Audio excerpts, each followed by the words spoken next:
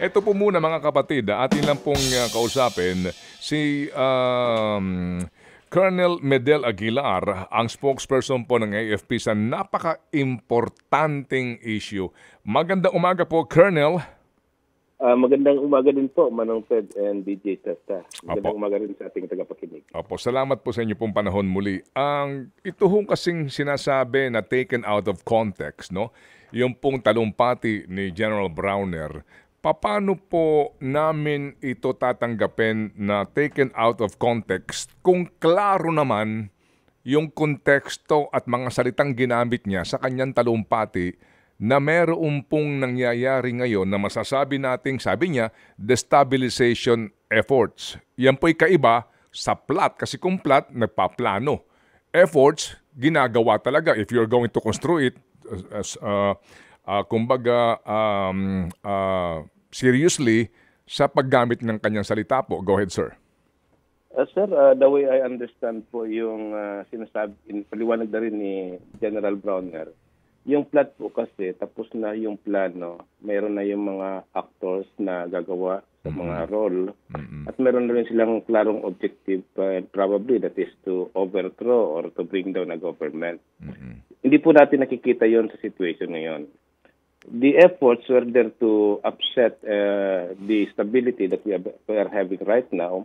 Kasi nga po, tulad ng pagkakakwento ni General Browner, in the past months, merong mga attempts to invite or encourage our personnel, military personnel, to join protest rallies.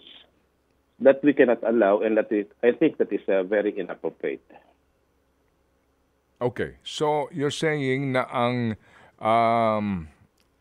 sir, again kasi po, eto klaro po kasi yung transcription mismo ho ng kanyang speech. So sinasabi nyo na yung pong destabilization move ba o how do you describe that? Yung hinihimok ang mga active soldiers na sumali sa mga protest rallies, yun po yun?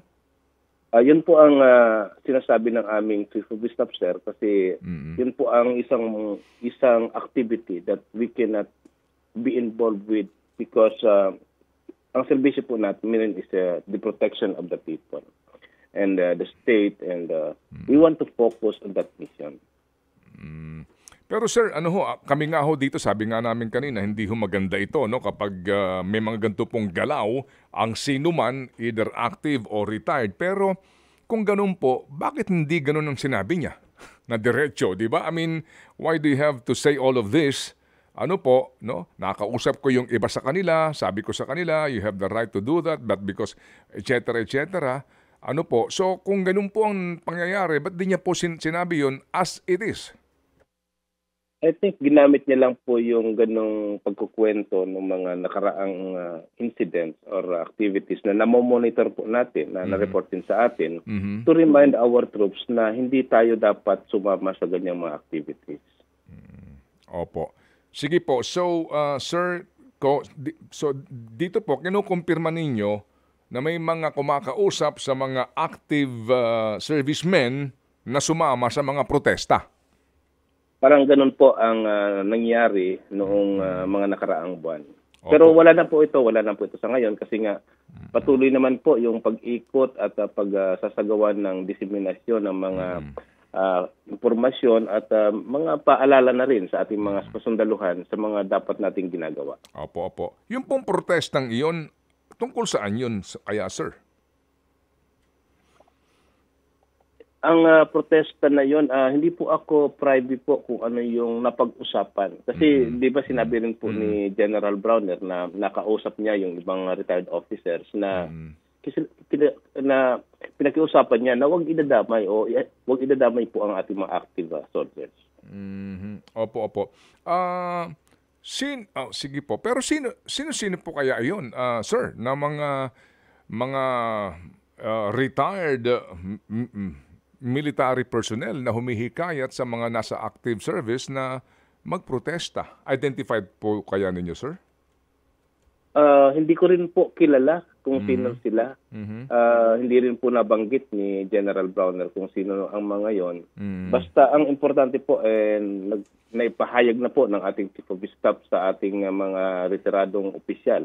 Mga Mm. senior po natin yan dati, nasa AFP. Mm. Tapos, nagbigay na rin po tayo ng paalala sa mga sundalo natin. So, with this event, we are very confident na wala Opo. talagang problema po, wala tayong security threat, wala pong any attempt to destabilize or there is no plot to destabilize the Marcos government. Okay, sige po. So sir, dito po sa pangyayaring ito, ano po, ano ho ang aasahan natin ngayon sa pangkalahatan na pangangasiwa po ng pamunuan ng AFP dito po sa mga nasa service? Patuloy po tayo na magbibigay ng paalala sa ating mga kasundaluhan. Kung natutunan po tayo sa mga leksyon ng mga nakaraang taon kung saan nagkaroon po tayo ng mga kudita before, hindi po maganda ang idinulot nito sa ating pamahalaan, sa ating mga mamamayan. At dahil nga doon po, nagkaroon po tayo ng matuloy-tuloy na edukasyon. Kaya masasabi ko po ngayon na professional ang ating mga kasundaluhan. So sila ay sumusunod sa batas, loyal sila sa ating konstitusyon at sa kanilang oath na gampanan ang misyon na protektahan ang taong bayan at ang ating bansa. So, ngayon naman po, meron po kaming mas importanteng misyon na dapat gampanan. Ito po yung siguraduhin na matapos natin ang problema sa insurgency at ang local terrorism. Dito tayo nagpo-focus ngayon.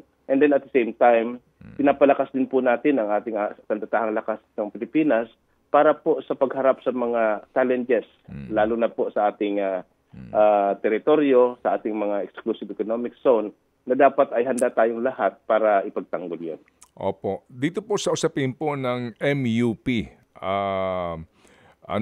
pension system, kayo ho ba, sir, mismo, Colonel, ay pabor dito? At ano po ang ginagawa ng inyo pong pamunuan para po malaman ang damdamin ng ating majority po na nasa serbisyo dito po ngayon sa binabalak gawin ng Marcos administration?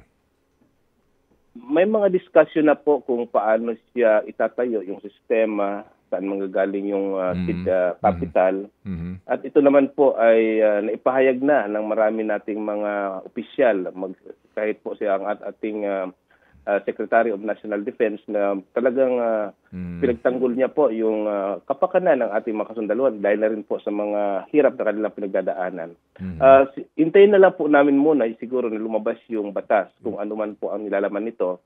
At kami naman ay nung nagkakaroon po ng mga deliberasyon o mga consultation ay nagbigay din naman ng mga aming side para at least may factor in po doon sa ginagawang batas. Opo, sige po. So sir, dito ho sa pangyayaring ito ngayon na balita at agad pong nag-react ang AFP, ang National Security Advisor natin. With all due respect, Colonel, itatanong ko lang po ito and we will respect kung naman po ang inyo pong sagot ho dito. Hindi ba na reprimand rito si Chief AFP dito ka sa pangyayaring ito dahil sa nilikha nitong agam-agam sa ating mga kababayan, sir? Wala naman po akong balita na ganun pangyayari at naging maagap naman po tayong lahat sa pagpapaliwanag po sa publiko kasi nga yung mga maling agam-agam ay dapat magkaroon ng klarifikasyon para mawala po yung pagkabahala ng ating mga mamamayan. Kami po ay talagang gagawa na kahit po weekend talagang naging Patuloy po yung aming diseminasyon kung anong Opo. ba talaga ang ibig sabihin para po malaman ng lahat na wala tayong problema, wala tayong dapat isipin sa seguridad ng ating bansa Opo. kung ang pinag-uusapan ay destabilisasyon. Okay, sige po. At least nga po kayo amin na nakapanayam para sa inyo na po manggaling, no? Ito pong pagkaklaro ho dito kasi nga nakababahala po ito. Pag talagang pinakinggan mo at binasa mo yung mismong text ng kanyang statement, kakabahan ka talaga. But sir, sige, ito hong sleeper cell na mga bali-balita ng China. Ano po ang reaksyon dito ng ating AFP?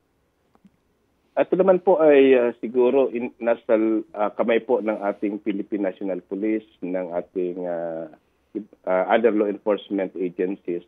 At kami naman ay maghihintay at magko-cooperate din sa kanila kung sakasakali para at least matiyak po natin ang seguridad ng ating bansa.